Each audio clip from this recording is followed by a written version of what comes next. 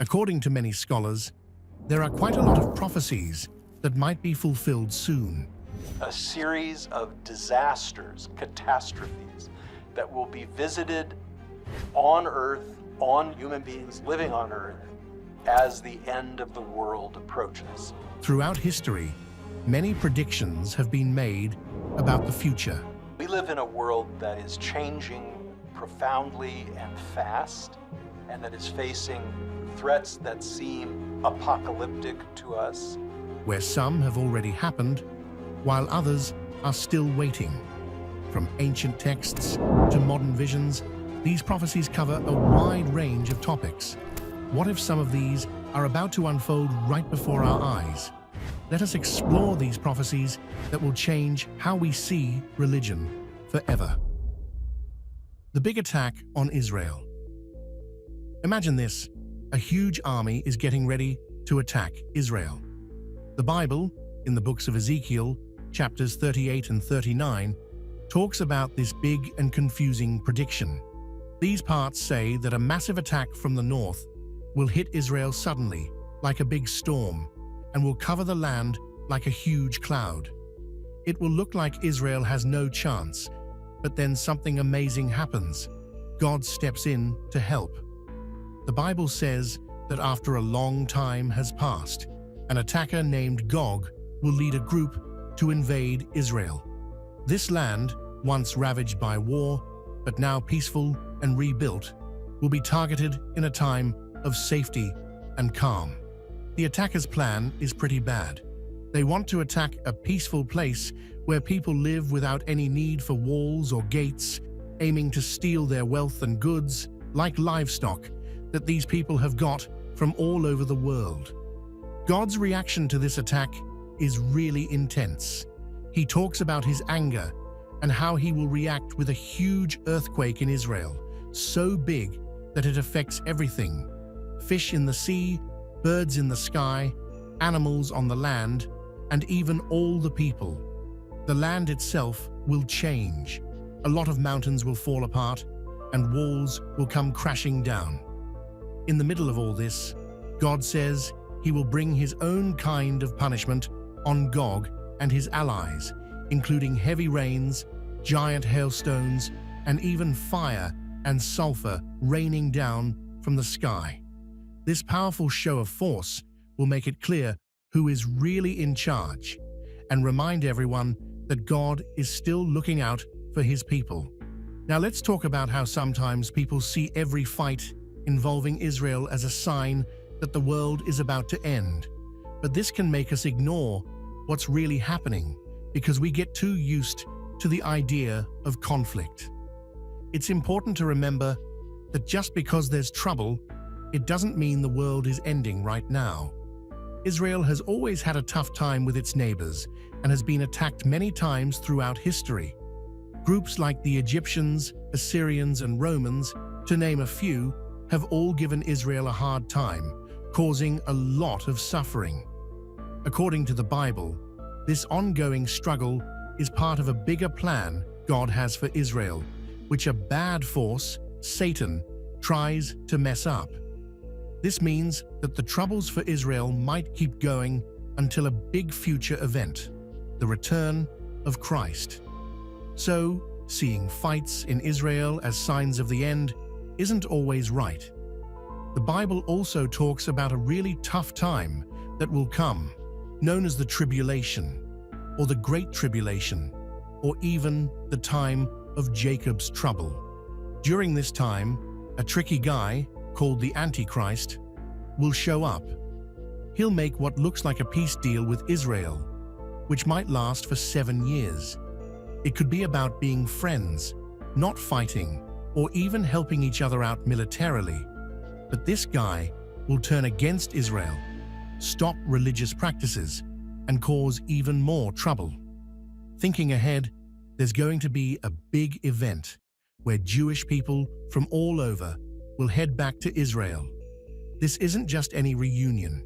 It's a significant event where God will take care of his people like a shepherd looks after his sheep. This time is known as the millennium, when God will rule and show his care directly. The Bible really emphasizes how God makes promises to his people, showing the strong connection between a shepherd and his sheep. This whole gathering and period of rule are key moments that show God's commitment and care for Israel.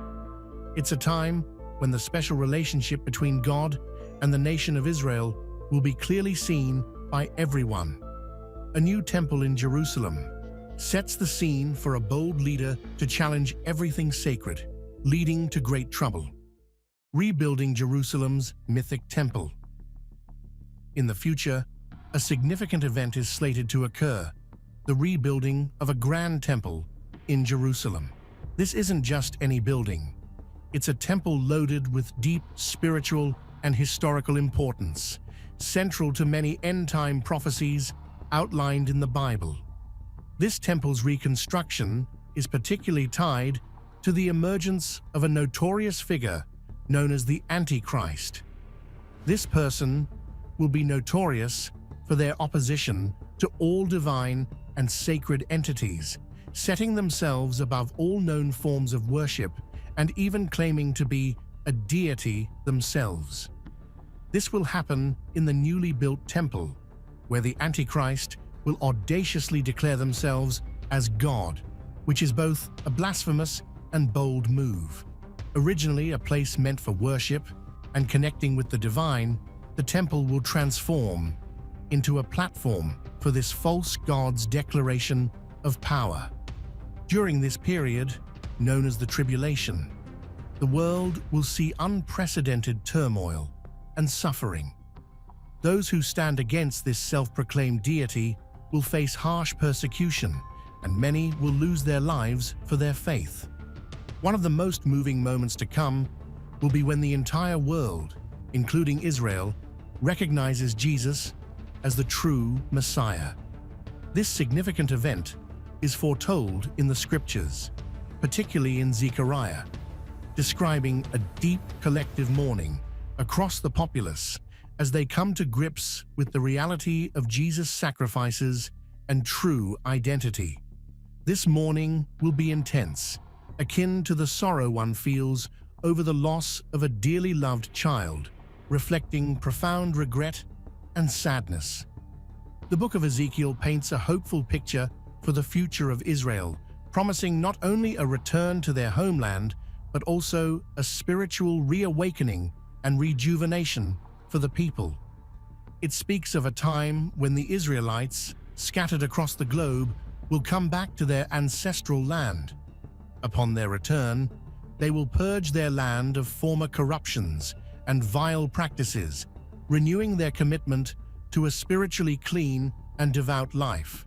This prophecy in Ezekiel details a transformative change in the hearts and spirits of the Israeli people, shedding their hardened, unresponsive natures and embracing hearts that are tender, open to divine influence, and eager to comply with God's laws. This change is crucial for the upcoming millennium, a time prophesied when Christ himself will reign directly from Zion. This era will be marked by peace and a profound alignment between human and divine will, with people fully embracing their innate capacities for love, righteousness, and community. The metaphor of replacing a heart of stone with a heart of flesh vividly captures this transformation, underscoring the possibility of redemption and a deeper connection with the divine. The concept of the 144,000 is fascinating and often discussed within the context of biblical prophecy, specifically in the Book of Revelation. This group consists of a specific number of individuals, 12,000 from each of the 12 tribes of Israel, who are protected and sealed by God in the turbulent times of the end days. The purpose of this sealing is to shield them from the widespread calamities and devastation that will occur during the tribulation, a period filled with unparalleled adversity and chaos. The events leading up to their sealing include a series of catastrophic happenings symbolized by the opening of various seals. These seals release a sequence of disasters upon the world, represented by horsemen who bring forth war, famine, and death. These are swiftly followed by severe persecution and signs of upheaval from the heavens, setting the stage for a time of immense difficulty and hardship for all of humanity. Christ's teachings, specifically those in the Olivet Discourse, describe these events as a period of intense tribulation, so severe that without divine intervention, no life would survive. The sealing of the 144,000 is a pivotal moment as it occurs just before the final wrath of God is unleashed, sparing them from the most severe judgments. Their survival and the divine protection they receive underscore their unique role in God's overall plan and highlight the blend of mercy and justice that defines the end times. The narrative of the 144,000 serves as a reminder of the protective measures God takes for those designated as part of His divine purpose in the midst of global upheaval and divine reckoning. As the world prepares for a time of peace and justice, a promise of a better, harmonious life begins to appear, showing a clear connection between people and the divine. A time of peace in the future. In the final chapters of time, according to the Bible, there's a fascinating prediction in Micah 4:2. It talks about a time when people from all around the world will travel to Jerusalem to learn more about God. This isn't just a random guess. It's grounded in a deep history of biblical prophecies and is tied to specific times prophesied in the Scriptures. When the Bible's prophets mention the last days, they usually refer to critical times like the tribulation or the millennium, which is a 1,000-year reign of peace and divine rule, quite different from the preceding times of judgment. Micah chapter 4 verse 3 connects directly with the idea of the millennium, a peaceful era when Christ is expected to rule directly from Jerusalem. This time will see people from various countries heading to Zion, also known as Jerusalem. They will go there not just to visit, but to deeply understand and follow God's teachings. This gathering isn't about everyone moving permanently to Jerusalem. It's more about people from everywhere being able to worship God, even from afar. Micah highlights that this future era will be incredibly inclusive, bringing together people of all cultures and backgrounds under one divine leadership. This echoes Jesus Christ's later command to spread His teachings worldwide. The interest many have today in visiting the Holy Land might seem like it's fulfilling this prophecy, but those are just short trips. They help strengthen people's faith, but don't fully bring to life what Micah predicted. Setting up this peaceful millennium requires a lot more. It needs a divine intervention, with God coming in great power and glory to establish lasting peace and comfort His people, as told in the Scriptures. What's going to happen during and after the millennium? The Bible's book of Revelation gives us a glimpse into this future. It says that God's people will initially live in Jerusalem during the millennium, continuing life on earth as we know it. But after that period, God plans to create a new earth and bring down a heavenly city called the New Jerusalem to this new earth. This city will serve as the capital, and God will live among His people there. In this new creation, there will be no sadness, pain, or disappointment. Everything will be perfect and peaceful as we live alongside our Creator. The beginning of this eternal state marks the fulfillment of God's plans for our current world. He is described as the Alpha and Omega, which means the beginning and the end. God is both the creator of all and the final purpose of creation.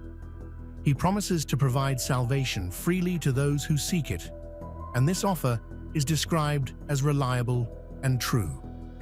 Imagine being thirsty and getting to drink from a refreshing spring. The Bible says that's nothing compared to the joy and satisfaction we'll find in this new creation. Revelation chapter 21, verse 7 says that those who overcome will inherit all this goodness, and God will be incredibly close to them, like a father to a son. This shows the deep personal connection God wants to have with those who follow him. But there's also a stern warning. Those who choose to ignore this path and continue to live against God's ways will end up in a place of eternal suffering, described vividly as a lake of fire. This is a stark contrast to the promised new world of peace and happiness. John, one of Jesus' disciples, wrote about these future promises and warnings. He said the painful parts of our current life, like tears and death, would be completely gone in the new world. Everything old and painful will be replaced with newness and joy. But this wonderful future is only for those who accept God's offer of salvation.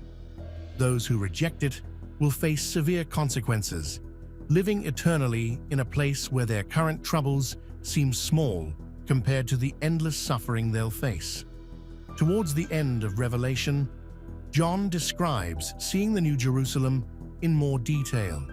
This isn't just a metaphorical description. He talks about actual physical beauty, streets made of pure gold, and massive gates made of whole pearls. This imagery is used to convey the unmatched beauty and value of our eternal home with God. So, this prophecy in Micah and the descriptions in Revelation are not just old stories. They are promises of a future where God plans to wipe away all the difficulties of our current lives and bring about a new era of peace and closeness with Him. It's a hopeful vision, inviting everyone to align with God's plans and ensure a place in this amazing future. In the last parts of the world's story, major judgments are revealed, leading to the final battle between good and evil, breaking the 7 seals. In the last book of the Bible, known as Revelation, there are several events that mark the end of the current world and the onset of the final divine plans. Among these, 3 significant judgments stand out, each marked by unique symbols and unfolding catastrophes. These are known collectively as the 7 seals, and they are crucial in understanding the biblical vision of the end times. The drama begins in the 5th chapter of Revelation, where a search commences across both heaven and earth for someone worthy enough to break the seals of a scroll. This scroll is not just any document, it's filled with God's final plans for the world. The seals on the scroll need to be broken by someone of great importance and purity. This search sets the stage for what is to come next. John, who wrote Revelation, describes a very poignant scene where he sees the scroll in the hand of a mighty figure sitting on a throne. This scroll is written on both sides and sealed tightly with 7 seals. It represents the forthcoming judgments from God. When initially no one is found worthy to open the scroll, John is deeply saddened, because if the scroll remains sealed, then evil will not be judged and will continue to cause suffering on earth. In the midst of John's sorrow, good news arrives. It is announced that the Lion of the tribe of Judah, the root of David, has triumphed and is worthy to open the scroll and its 7 seals. This figure is Jesus Christ, depicted both as a sacrificial lamb and as a mighty lion, ready to carry out God's judgments. The scene shifts to a celestial celebration as Jesus prepares to open the scroll, with heavenly beings praising him, acknowledging that the power to judge has been entrusted entirely to him. As Jesus begins to break the seals one by one, each action unveils part of God's plan for the final tribulation period, a time of intense difficulty and divine judgment on earth. The first four seals are particularly dramatic as they release the four horsemen of the apocalypse, each representing a different type of calamity. The first seal introduces a rider on a white horse who symbolizes false peace. This rider, known as the Antichrist, pretends to bring peace to the world, but actually plans to dominate and deceive. He is portrayed with a crown and a bow, symbols of his assumed authority and hidden aggression. His mission is to mislead and conquer under the guise of bringing harmony. The opening of the second seal unleashes a rider on a red horse, signifying the outbreak of massive wars. This horseman wields a large sword and spreads violence and bloodshed, dramatically escalating the global strife. The narrative continues with each seal, intensifying the unfolding divine judgments. This sequence of events is not just a series of punishments, but a necessary part of the divine plan to restore balance and justice in a world overwhelmed by sin and corruption. Each judgment, symbolized by the horsemen and their actions, brings humanity closer to the ultimate resolution of history as envisioned in the biblical prophecies. These apocalyptic visions serve as stark reminders of the consequences of turning away from divine laws.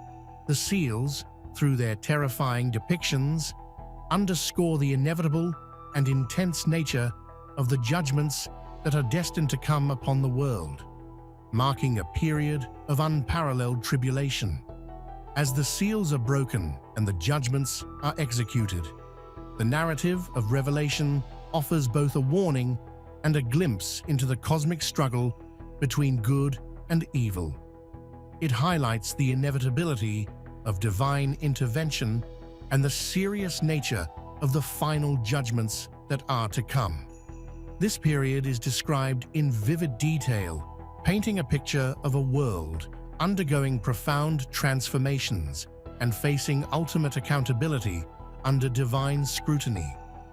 Could these prophecies be just coincidences, or is there a deeper truth waiting to be uncovered? Are we on the brink of witnessing history change in ways we can't yet imagine? Tell us what you think in the comments below. Don't forget to like and subscribe for more.